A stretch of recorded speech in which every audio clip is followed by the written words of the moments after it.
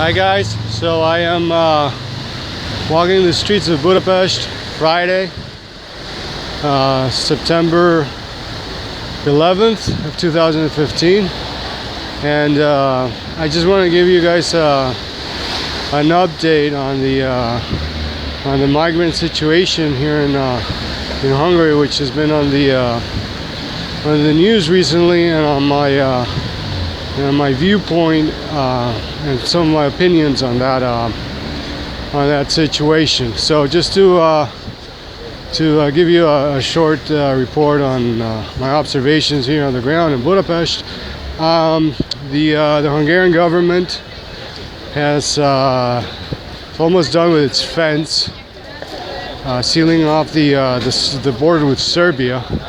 So the inflows are being blocked. The inflows are being rerouted to camps. The intent of the government is to completely seal off the border, make it hermetically sealed, and to use the military if need be to accomplish that goal. This is a problem that's basically created by Germany, and it's Angela Merkel, and by Sweden. Those are the two main culprits. And it's a problem because Hungary is a transit country to those two other destinations. It's a problem that Hungary has had to deal with. Now, the flows here in Budapest, in the city of Budapest, are less intense than they were earlier in the summer. You no longer see the pack of guys with backpacks, packs of 7 or 8 Arabs or African guys, heading primarily either to Kaleti or to sometimes to the Nugati train station. I mean, please stop with the lies. Most of the people who are coming are not women and children. They're mostly males. I don't understand why, every time I turn on BBC, they tell me something that is completely different from what I'm seeing with my own eyes. It is not women and children. Sure, there's some, because the volumes of people coming over are so huge that there are some women and children, but mostly it's young men between the ages of 18 and 35. That's the overwhelming majority. I mean, and you see them this summer. I saw them every day, any number of them.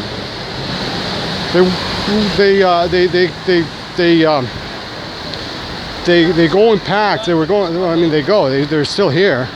They go in packs of between 5 and 10. Sometimes even packs as large as 50 men. I saw sometimes, and they stick out like a thumb here in Budapest. I mean, you can tell who they are and what they're doing and where they're going and what their intentions are just from the get-go. So stop telling me lies, and stop telling us, the people out there, the people in other countries, lies that that this is something that's primarily involves women and children, because it doesn't. I mean, I even see pictures of in BBC of the elderly woman. It's not elderly woman. It's primarily male. So let's keep that in mind. Not that it should make any difference.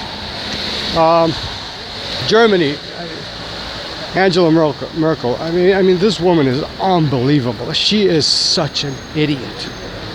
She's such an idiot, and I do not understand what type of future she wants for her own countrymen. Because we all know where this is going. I mean, this is a story that has been written so many times, that has been shown so many times. I mean, we have experience with this. We know where this is going. I mean, these flows are not gonna stop, and they're gonna overwhelm Germany. And they're going to dramatically change the population makeup of Germany in a very short period of time. We're talking about less than a generation. Now, why Angela Merkel thinks that's a good idea, or that is in the interest of ethnic Germans.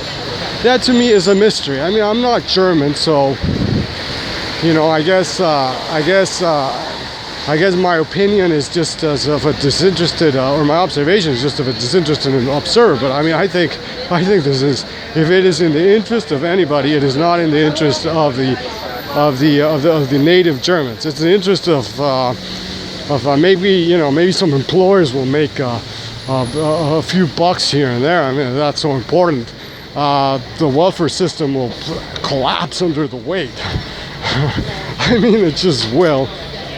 Crime will go through the roof, and a lot of Germans are gonna just be pushed up. They're pushed out. They're not gonna feel, they're not gonna feel like it's their country anymore. So they're just gonna pack up and leave. I mean, that's what's gonna happen.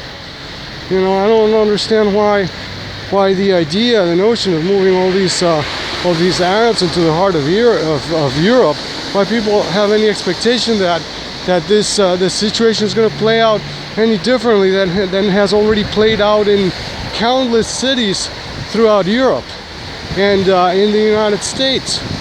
I mean, this migrant crisis, it reflects one thing, and it reflects the bankruptcy of liberalism and of political liberalism as an ideology, and it reflects the structural flaws of liberalism, because we were promised many years ago that all men are equal and there's no difference in groups other than the color of the skin and blah blah blah blah blah. But unfortunately, when the rubber meets the road, that's just ridiculous. It's preposterous. Holds no water. It's an ideological standpoint. People's groups' tendencies are not determined by ideology. They're determined by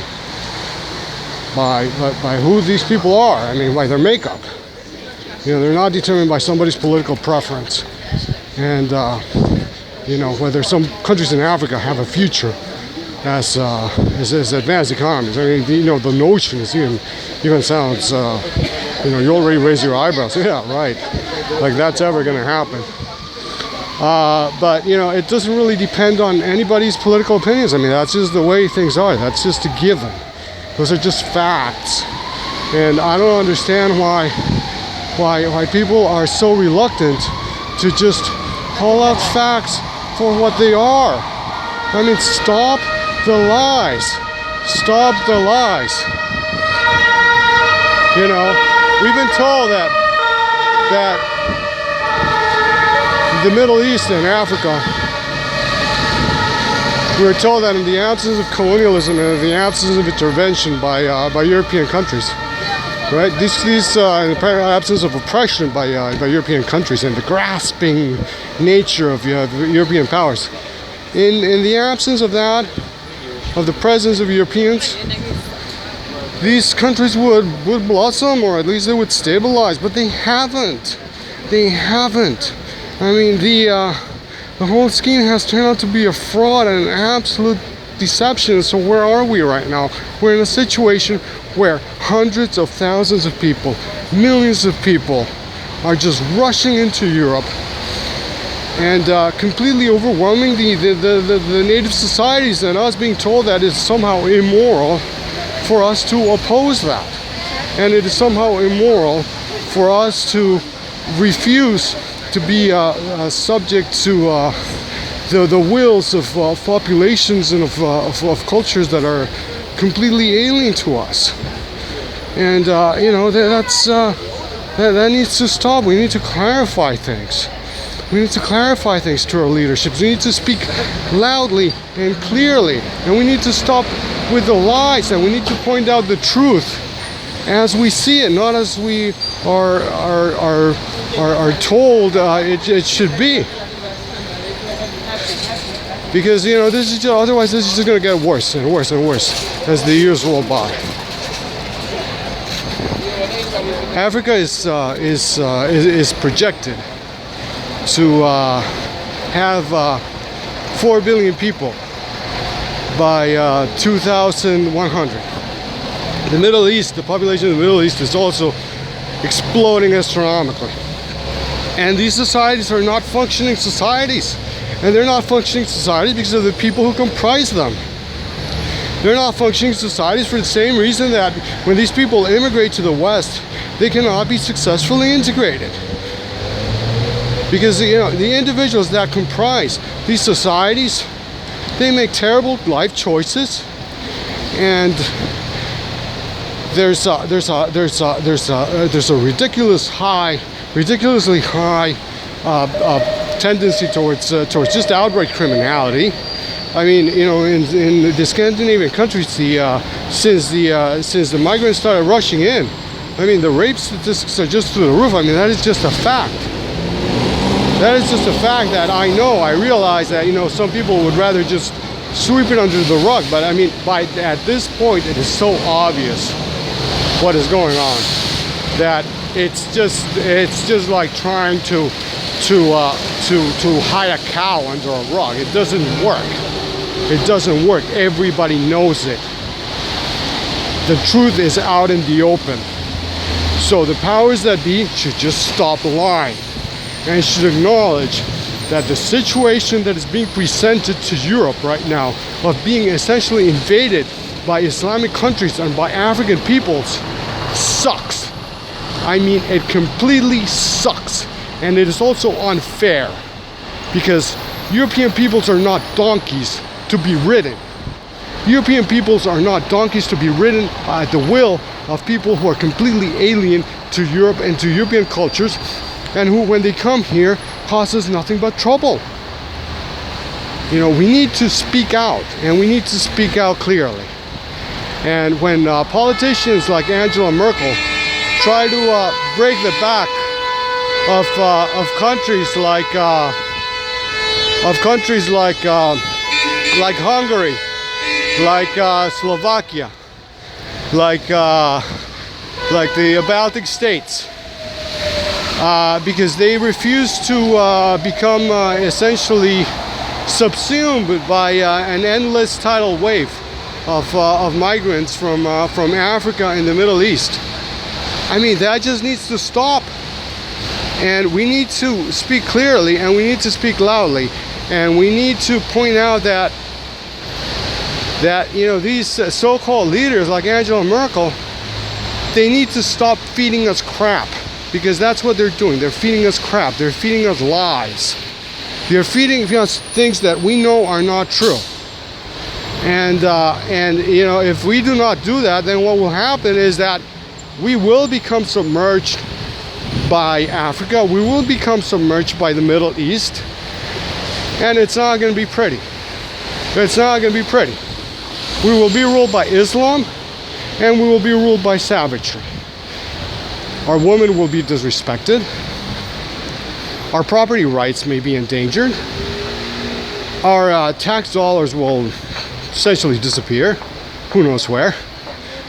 And it's just, it's just a prospect that just sucks. And so, so we need to just cut the BS and just,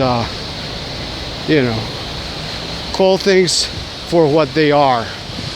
And perhaps also we need to have a conversation, an honest and frank and open conversation with our so-called leaders and our so-called elites, and we need to sit them down and we need to ask them blunt questions that they will not want to answer. But we need to ask those questions nonetheless. And it's not going to be pretty for them. Take care, guys.